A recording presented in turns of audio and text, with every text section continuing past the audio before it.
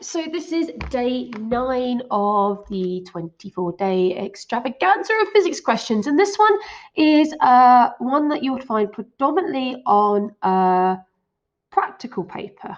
Okay, and so the reason I know this is because there is a graph involved and there's tables involved, and we're going to show you how to do this here. Okay, so the diagram shows the arrangement of an apparatus to measure the wavelength of the slit. The red light emitted by a laser. The light is an incident on a double slit. So this is important, the word double slit, okay, because that implies you're going to be using Young's double slit equation, which is W equals lambda T over S, okay? And what we have here is the student is setting up the apparatus with a distance of d between the screen. They take further measures of the fringe width of the interference when they change the value of d. The student's results are shown in the table below. Complete the table above. So this column here, the gaps that they want you to do is d divided by s. Okay, and so if I did d, so 1 divided by 0.7, I actually get a very long number on my calculator of 1.42857. So this is where it becomes really important that you understand in a practical question that you must, in a column, have exactly the same decimal point. So in one column going down, you should have the identical decimal point. So I've got 1.428 here, so I'm going to put 1.43 in there. And 0.9 divided by 0.7, I get 1.285, so I'm going to put 1.29. So in a practical question, it's really important that you look at the column you're putting the evidence into, and you're going to be the same decimal point as that column, and that is worth 1 mark there. Complete the graph below by plotting the 2 remaining points of the best fit. Okay, so my graph below is W over D minus S. I'm just going to zoom out for a few seconds here. So I'm plotting on the y-axis is W and on D over S on the x-axis. I'm just going to put the information up here. So I've got a position of 1.43, 1.03, and I've got another one of 1.29 and 0.93. Okay, so I'm just putting that information there so I can actually plot my graph a bit later.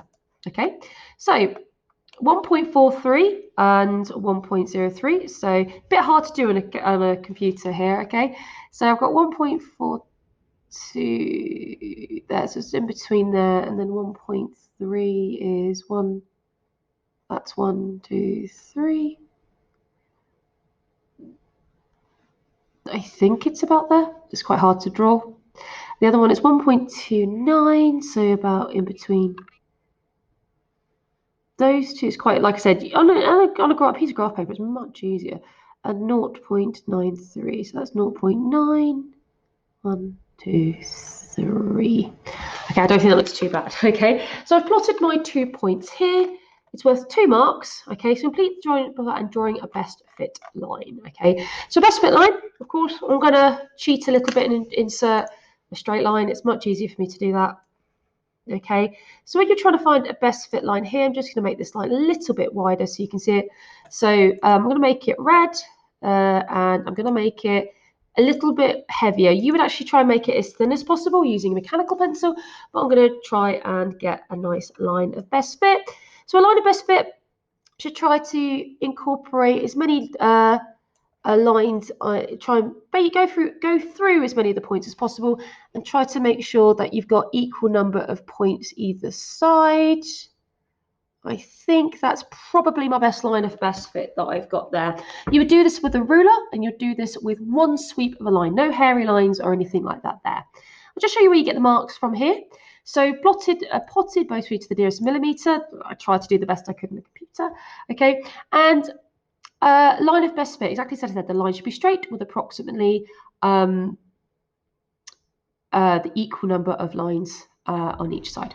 Okay, so if you have drawn a straight line graph, you should have calculated the gradient somewhere in this. If you've drawn a straight line graph and you've not calculated the gradient anywhere. Something has gone very wrong, okay? And you'll see this in 30 seconds when we go to the question next, okay? Determine the gradient of the graph above, okay? So we're going to determine the gradient of the graph above. So they're being very explicit about this. Sometimes they're a little bit more deceptive and tell you, calculate using the graph this value. You take the gradient, okay? Little tip, take the gradient. So when you're taking a gradient, you need to take the biggest possible blinking thing you can take.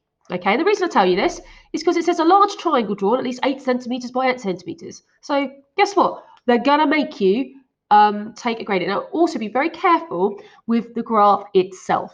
So I'm gonna draw a gradient triangle here. So I'm just gonna grab my, as best as I can. So you would do this, of course, with pencil. I'm going to be doing this with computer drawing. So it's a little bit different from me because, of course, I'm using straight lines. But make sure that when you're doing it, what I try to do is make it very explicit what I'm up to. So here we go. I've got my line down here. Okay, I'm going to make that in sort of an orange color there and make it a little bit heavier so you can see it there. And then I'm just going to copy and paste that.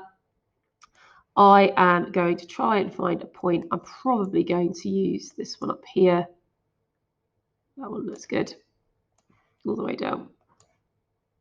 So I'm going to use that point there. Okay. So there we go. I've got my points. I'm going to draw it on the graph. I'm going to label everything here. So at this position here, I have got it's 0.6 and 0.5. And at this position up here, I have 1.42 and 1.02. Okay. So my change in my x and my change in my y. I draw a lot of this on the graph. And if you actually look at the mark scheme, okay, they will talk about correct values read from graphs. So you will put a lot of your evidence at the bottom, but you can draw on your graph to get as much as you can here. So changing my x, I'm going from 0.6 to 1.42. So 1.42 minus 0.6 is 0. Oops. 1.42 minus 0.6 is 0.82. And my change in y is 1.02 take away 0.5. I'm going a change of y of 0.52. Okay, so determining my gradient of the graph. So I would write, I know the gradient is the change in y divided by the change in x. I'm going to write this down. My change in y was 0.52. Okay, and importantly at this point you need to look at the unit. So I've got 0.52 times 10 to the minus 3 divided by 0.82 times 10 to the 3. Okay, so I've got 0.52 times 10 to the minus 3 divided by 0.82 times 10 to the 3, and I've got an answer of 6.34 times 10 to the minus 7. Okay, so having a look here, there we go. So you go, I've got 10 to the minus 6, there we go, that's good. So a large triangle, that's important, and they must see that you've drawn or at least labelled your point. Do them as big as possible, okay? Read the correct values from the graph, and they can see that either from the graph itself, so the examiner will be looking at your graph above, and your gradient value I've got of 0.618 to 0.652, so I got 0.634 times 10 to the minus 6, or 6.34 times 10 to the minus 7, okay? Incorrect power of 10 is penalised in the gradient value, so if you've forgotten to look back at the graph and double check the units, so always check those units there. Okay. Determine the wavelength of the red laser. So what they're doing here is they're asking for something a bit weird. And what I do with this is I tend to go, okay, I've got a straight line graph. I've got y equals mx plus c. On my y-axis, I had the fringe width. And on my x-axis, I had my distance over the slit spacing. Yeah. Wrong D, it should be the big one there. There we go. Okay, and then what I do is I go into my data sheet and I try and find an equation that has wavelengths. I'm trying to find out where the wavelength would be here. And of course, I wrote it at the start, I said that the fringe width is lambda d over s. So what that means here, if this is using a double slit, this should be fringe width equals lambda d over s. okay? And that means that if I'm plotting that on my y-axis and that on my x-axis, my wavelength, okay, is going to be my gradient. So in this case, it's going to be 6.34 times 10 to the minus 7 meters is my wavelength, okay? It's only worth 1 mark. And the same figure quoted for the gradient, but with the correct unit. So it's one of those things that if they're going to not give you any units here, do put the unit, okay? So there was 1 mark for that. So with this here, there was 1 mark for the shape of my triangle, 1 mark for the calculation, and 1 mark for the answer, okay? So that's sort of with gradients. If you've drawn a straight line graph, you should have taken the gradient somewhere, okay? And normally that gradient represents a value, okay? So it's really important. Straight line graph should have done something with the gradient somewhere, okay? Theory suggests that the graph should go through an origin, and it does suggest this because I've got no plus C here. States and explains what that suggests about the relationship between W and D over S. 2 marks, 2 points. So first of all, is if it should go through the origin, it should be a straight line relationship, okay? Which means that W is directly proportional to D over S. So it's directly proportional. Okay, so given the information here, I've got, if it's going through the origin, it should be a straight line, and this using the data I've got, and that W is directly proportional to D over S. You can see this here, straight line through origin and directly proportional. Okay, the student discovers that the line of the best fit does not go through the origin. So it might not go through the origin for many reasons, their own readings, their measurements. Determine using the information the value of W that corresponds to when X is 0. In other words, they want the Y-intercept. Okay, so in this case, I've got Y equals MX plus C. And what I'm going to do, the way you do this kind of thing, is you just find some points on the graph that correspond, that you put them for Y and X. I'm going to choose 0.5, 0.6. So 0.6, 0.5, which is the one right at the bottom. And I'm going to put them into the information I've got.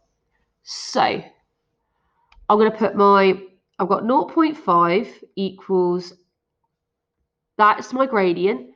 So 6.34 times 10 to the minus 7 times by 0.6 plus C. So I've got 6.34 times 10 to the minus 7 times by 0.6. Okay, so I've got 0.5 minus that. And I have got C equals 0.49999999 there. Okay, so this one here is, oh wait, I've made a bit of an error there. Ow, there you go. So it says here, substituting it in here, it should be about 0.1 times 10 to the minus 3. Okay, so doing that again, I've got 0.5 times by my gradient, so I've got 0.5, so I've got 0.6 and 0.5. Is that what I've got? Yeah, 0.6, 0.5. Nice. Here, so I've got 6.34 times, oh, I'm pressing loads of buttons.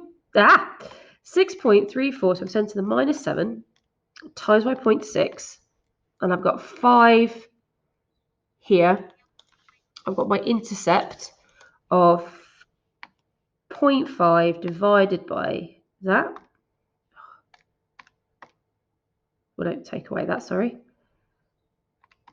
And I've got an answer of C equals 0.499999. So 0.49 there. Looking at my answers, that doesn't make, you can see here, that doesn't make any sense. So what I'm going to do here, so I must have done something a little bit wibble. So I'm going to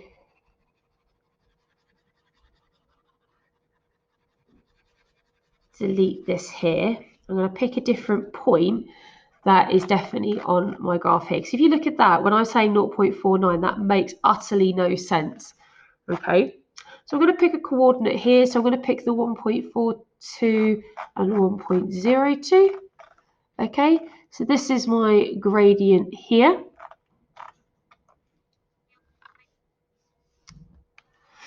So I've got 1.42 and 1.02. So I know that 1.02 equals, here we go. This is my error. I knew something was going a bit wibble. The reason I made a mistake there was because I didn't use the values of y and x correctly. So it can happen. It's one of those things that even though I've taken consideration of the graph, I'm really not, I really should have been looking at the units of the graph. So if I actually use that 0.6 and that 0.5 again, that would be 0.6 times 10 to the 3, and that there would be times 10 to the minus 3. So it's really important that you're looking at the graph, okay? So I know I've got 0.5 times 10 to the minus 3 equals my gradient, which was 6.47, no, 6.34, I think, yeah, 6.34. So it's really important that if you do have a graph with some funny units, you make sure you use them. 6.34 times 10 to the minus 7 times by 0.6 times 10 to the 3 plus my intercept there. So I've got 0.5 times 10 to the minus 3 minus 6.34 times 10 to the minus 7 times by 0.6 times 10 to the 3. And I get an answer of C equals 1.196 times 10 to the minus 4, which if you're plotting it on the graph of this of 10 to the minus 3, it'll be like 0.1196. Okay, so I should go to the mark skin house. So that makes a lot more sense there. Okay, so what we've got here, as you can see, 0.1 times 10 to the minus 3. So I actually, because I cocked up, I actually would have got 1 mark because I put evidence of substituting data. Okay, and its computation of the correct value is the second mark. So yeah, put my hands up. I should have been reading the graph a little bit careful. Okay, so what we got here, so if you double check the mark here, you got the computation with the errors of 10. So it's really important that I can see where I made my mistake, but just to don't do it yourself, do check your graphs. The graph suggests a systematic error in a measurement. What is that measurement? So that systematic error, okay, is going to be the measurement, of course, is going to be on the fringe width. Okay, the reason I know the systematic error is in there is because it's a y-intercept problem. Okay, so it's the graph itself is like that. So that implies there is an error in the y-axis. If the graph was like this, it would imply there was an error in the x-axis. So the systematic error is in the measurement, which is for the fringe width. Okay, the interference pattern on the screen is much brighter. So just to show you, that was W there. Okay, the interference pattern produced on the screen is much brighter in the center of the screen than at the edges. State what effects cause this. Of course, it is diffraction that causes that kind of pattern there. It's not the mark, it's only 1 mark there. So it's any for width or slit or single slit diffraction. So I mentioned the fact that it's diffraction due to the slits there. Okay, oops, not doing well today with my thing, due to the slits. Okay, so when you've got double slit diffraction, you do get this kind of like hazy, fuzzy effect that affects there. Okay, so what I've done here, apart from messing up that question completely, but showing you why that's the state, is if you get a question that asks you about a graph and you haven't taken that gradient anywhere, you've made a mistake. So it's really important that if you're in a practical paper, on paper 3, or any practical question, you've got a graph, you should be taking the gradient. If in doubt and they ask you to find an unknown variable, take that gradient. That should help you there. All right. Okay, guys. So that is